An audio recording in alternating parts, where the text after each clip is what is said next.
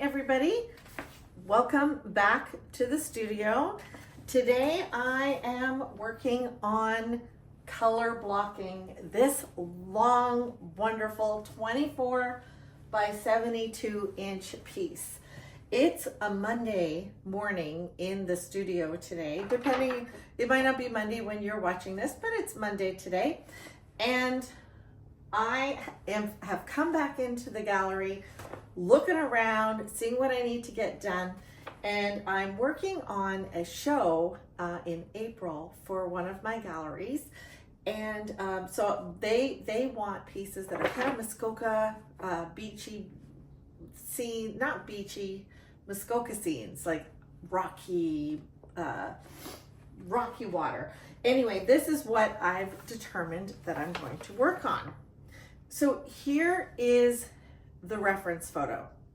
This is a photo that I took.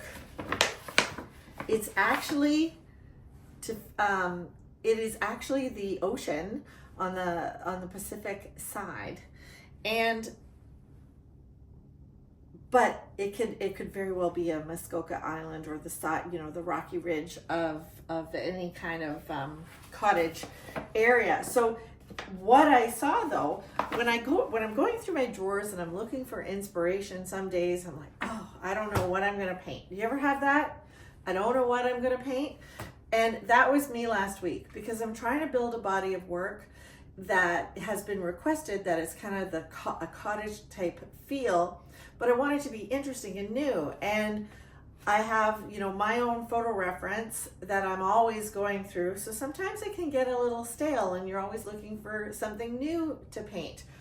But this captured me right away. And I knew I had this canvas, this 24 by 72. Often I will paint this vertically, and that's kind of neat. I'll do a tall tree and they fit in so many interesting places in people's homes.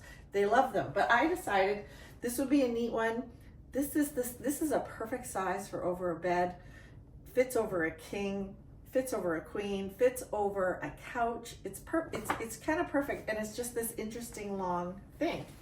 So I saw, when I was looking at my reference photo, the the horizontal nature of this ridge, and I decided that there is my image. So I went ahead and I did my color blocking. I sketched it in the white chalk and I inked it in, and then I started my painting. Now, as it's developing, I've decided that this is going to be the end of this ridge. We're going to go back and add water coming around, and an area back there almost like it's another island or something in the background. So it's going to give me on this end some depth, because I'll be able to push that back, and this close-up wonderful thing with the big floating log and that has ended up on the shore. And yeah, so what I'm going to do is finish color blocking this with you, and then I'm going to talk to you about how the color blocking has darkened, because I did this last week, and what I need to do here. And I hope I can capture on camera what I know I'm going to do here and how dramatic that is going to feel. Okay, so I'm going to put the camera on the video while I'm painting, and it'll probably be a little voiceover or some music, but I hope you enjoy.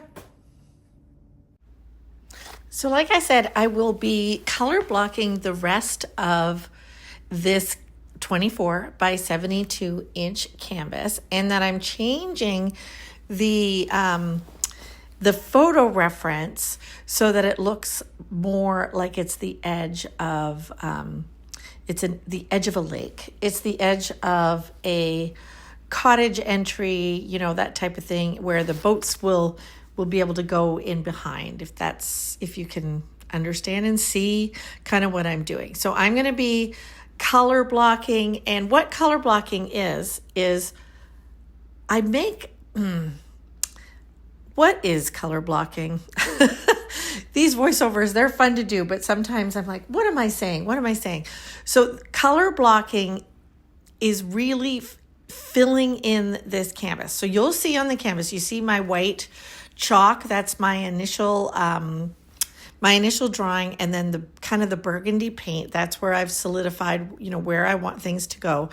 And the color blocking is me making a lot of decisions, and a lot of strokes are actually the final strokes, although I do tend to go back over the entire painting once more. And you'll see at the end of this how I bring the rock formation kind of to the right of the painting, middle right of the painting, forward. So stay tuned for the end of that, because I'm gonna pop that forward and do some work there that you'll be able to see.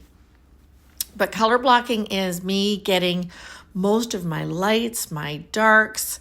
This is a great opportunity to, if you're worried about value, to take a photo every now and then of your piece and turn it black and white. And you can kind of see how the rhythm of your darks flow through your painting. Actually, that's a really great thing to do if you're learning and working with value.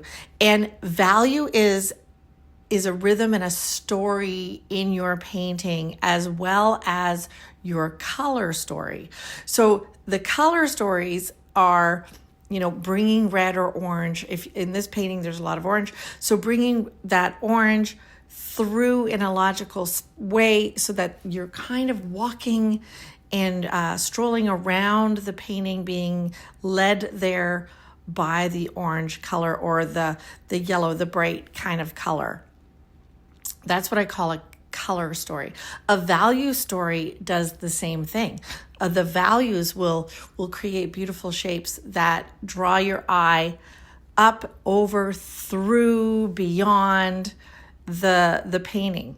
So I'm also, if you notice, I'm kind of bouncing back and forth. I haven't just gone in and finished color blocking, you know, the back of the sky, because what happens is as I add paint and as I add blocks of color, it tends to change what is happening in the previously done part of the painting, and I need to go back and fix it while I'm thinking about it.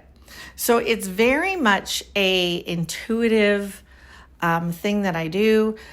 I don't quite know why. So see there, I painted a little bit of the island in the back and then immediately went and said, no, I need to do some fill in this water. So I'm pushing that island way back. So you see the difference in the color value, that it's very light. I want that light as a contrast between the darker foreground. Oh, I love that part. I love coming in and doing what I consider the negative space or the background and pulling it into the foreground and creating some branches. If you can see that I did that when I kind of met the background color to the foreground color. So I'm building that row of trees in the background. I'm using all sorts of different greens on my brush, and I'm just making marks. And really, it's not about copying a tree or, you know, looking at your reference and saying, oh my goodness, there's a branch right here. It is all about, for me anyway, and maybe for you, the impression of a tree. My husband always laughs because whenever I help him do house painting, he doesn't really like my impressions of straight lines when he wants me to cut in something. Okay, so here is the fully color blocked piece. And you guys just watched me do this section over here, and standing back and looking at it through the camera, I'm really digging what's happened. So I have really just, you know, smushed, which is my technical term I got interrupted there. So I was talking about my technical term of smushing.